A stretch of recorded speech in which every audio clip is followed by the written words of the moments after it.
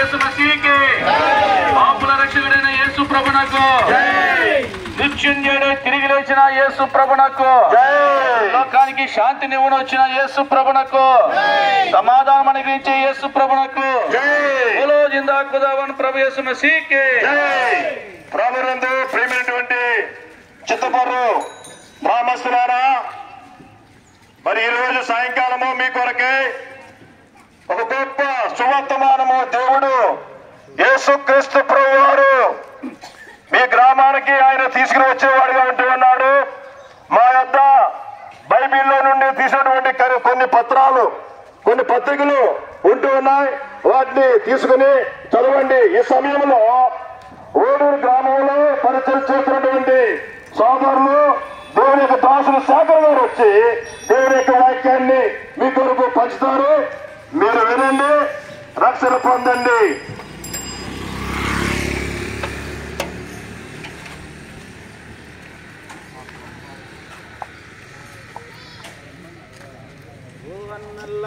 రండి, ఓ తమ్ముళ్ళారా రండి, ఓ చెల్లెల్లారా రండి, ఓ అక్కల్లారా రండి, రండి రండి మీరందరూ రండి, యేసుని యోధకు త్వరగా రండి, రండి రండి మీరందరూ రండి, యేసుని యోధకు త్వరగా రండి. ప్రియమైన గ్రామస్తులారా, దేవుని యొక్క వాక్యము సెలవిస్తున్నది, ప్రయాసపడి భారం మోసుకునిచున్న సమస్త జనులారా నా యొద్దకు రండి, నేను విశ్రాంతిని కలుగజేతును. లోకములో మానవుడు నెమ్మది లేక, విశ్రాంతి లేక, సంతోషము లేక, ఆనందము లేక మానవుడు తన జీవితంలో తన యాత్రను కొనసాగిస్తూ ఉన్నాడు. అయితే దేవుని యొక్క వాక్యము సెలవిస్తున్నది, ప్రయాసపడి భారం మోసుకునిచున్న సమస్త జనులారా నా యొద్దకు రండి, నేను మీకు విశ్రాంతిని కలుగజేతును. లోకంలో మానవుడు పాప భారముతో, పాప ప్రయాసతో తాను యొక్క యాత్రా జీవితాన్ని కొనసాగిస్తూ ఉన్నాడు. అందుకనే ఒక పాట పాడుకుంటూ మేము మీ మధ్యలోకి రావడం జరిగింది.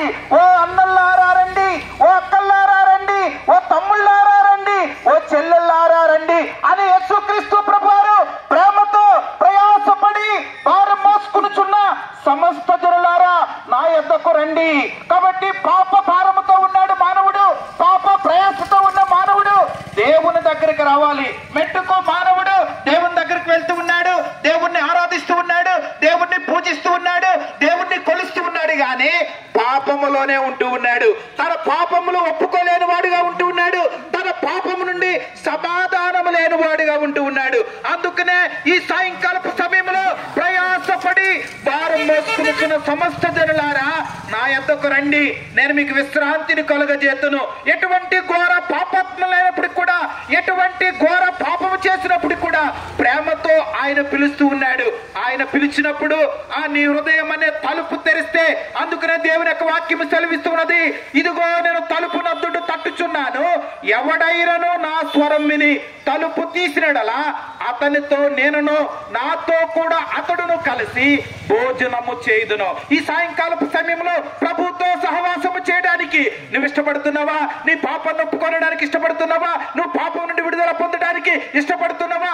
ఆయనతో సహవాసము చేయడానికి ఇష్టపడుతున్నావా? అందుకనే ఆయన హృదయం అనే తలుపు తడుతూ ఉన్నాడు. ఈ సాయంకాలపు సమయంలో నీ హృదయం అనే తలుపు తీస్తే ఆయన నీలోనికి వస్తాడు. ఆయన నీలోనికి వస్తే చెప్పనాశక్యమైన మహిమాయుక్తమైన సంతోషం కలుగుతుంది. ఆ సంతోషాన్ని నువ్వు అనుభవించాలి అంటే అది ఎవ్వరూ ఇవ్వనదండి. అటువంటి సంతోషాన్ని నీకు ప్రభు ఇవ్వాలని ఇష్టపడుతూ ఉన్నాడు. నీ పాపపు అడ్డతెర తీసివేసుకుంటే, అందుకనే రక్షింపనేరకుండానట్లు యెహోవా హస్తము కొరత కాలేదు, విననేరకుండానట్లు ఆయన చెవులు మందము కాలేదు. ఈ సాయంకాలపు సమయంలో నీ ప్రార్థన వినాలని ఇష్టపడుతూ ఉన్నాడు. మెట్టుకు మానవుడు దేవుని దగ్గరికి వెళ్తున్నాడు, కానీ మానవుని యొక్క ప్రార్థన దేవుడు వినలేకపోతూ ఉన్నాడు. గల కారణం ఏంటి అంటే పాపం అడ్డొస్తుంది. పాపపు అడ్డు తెర తీసివేసుకుంటే, అందుకనే రక్షింపనేరకుండానట్లు యెహోవా హస్తము కొరత కాలేదు, విననేరకుండానట్లు ఆయన చెవులు మందము కాలేదు. ఆకాశం ఆయన సింహాసనం, భూమి ఆయన పాదపీఠం. ఆయన పాద సముఖంలో చేరి, ప్రభు అని నా పాపిని, నా పాపముల కొరికి లోకానికి వచ్చినారు. మీ యొక్క పరిశుద్ధమైన రక్తాన్ని, నిర్దోషమైన రక్తాన్ని, నిష్కలంకమైన రక్తాన్ని ధారధారలుగా చిందిస్తూ వచ్చినారు. యేసు రక్తము నది వలె ప్రవహిస్తూ వచ్చింది. కాబట్టి యేసు రక్తము పాపం నుండి కడిగి పవిత్రపరుస్తూ వచ్చింది.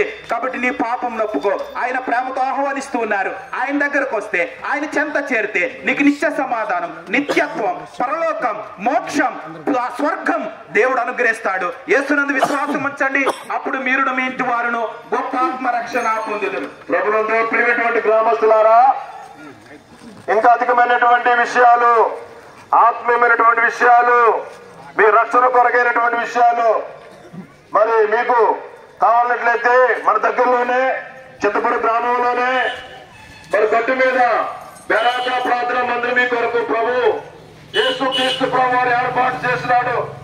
గత కొన్ని సంవత్సరాలుగా ఆ స్థలంలో దేవుని యొక్క పరిచయం జరుగుతూ ఉంది. ఆ స్థలానికి మిమ్మల్ని అందరినీ కూడా కుటుంబ సమేతంగా మిమ్మల్ని అందరినీ కూడా ఆహ్వానిస్తూ ఉన్నా. అంత మాత్రం కాకుండా ప్రతి ఆదివారం ఉదయం మరి 11 గంటలకు అక్కడ ఆరాధన జరుగుతూ ఉంది. అలాగే ప్రతి మంగళవారం రాత్రి 7 గంటలకు ప్రార్థన జరుగుతూ ఉంది. ప్రతి శుక్రవారం ప్రార్థన ఉదయం 11 గంటలకు ప్రార్థన జరుగుతూ ఉన్నాయి. రండి, రక్షణ పొందండి. అదే రీతిగా ఈరోజు సాయంకాలము 6:30 గంటలకు ఒక ప్రత్యేకమైనటువంటి ఆ కూడిక ప్రభు ఏర్పాటు చేసినాడు. రండి, మీ యొక్క అవసరాలు, మీ యొక్క అక్కరలు ఏమైనప్పటికైనా ప్రభు యేసుక్రీస్తు ప్రభువుడు ఆయన తీరుస్తాడు. ఆయన నమ్మదగినటువంటి దేవుడు, ఆయన ఒక్కడు మాత్రమే నిజమైనటువంటి దేవుడు. ఆ స్థలానికి వచ్చి మీ యొక్క ఆత్మీయమైనటువంటి విషయాలు మీరు కూడా పొందుకొని దేవుని యొక్క రాజ్యానికి మరి హక్కుదారులు కావాలని ప్రభు పేట మనం చేస్తున్నాం. అలాగే మా మధ్యలో ఎన్నో మరి దేవుని యొక్క వాక్యాలు మరి పత్రికలు ఉన్నాయి. అవి మా యొక్క సహోదరులు సహోదరులు మీ ముందుకు తీసుకుని వస్తూ ఉన్నారు. అవి తీసుకోండి. మీ రక్షణ కార్యాన్ని సంపూర్ణంగా మరి రక్షించుకోవాల్సిందిగా మీ యొక్క ఆత్మను మరి నరక శిక్షలు, నరక అగ్ని గుండంలో పడకుండా దేవుని యొక్క రాజ్యానికి మీరు సొంతమవ్వాలని ప్రభుపేట మనం చేస్తున్నాం. ఈ యొక్క మాటలను దేవుడు బాగా మీ జీవితాలను దేవుడు ఫలింప చేయను గాక. పాట సంఖ్య 54.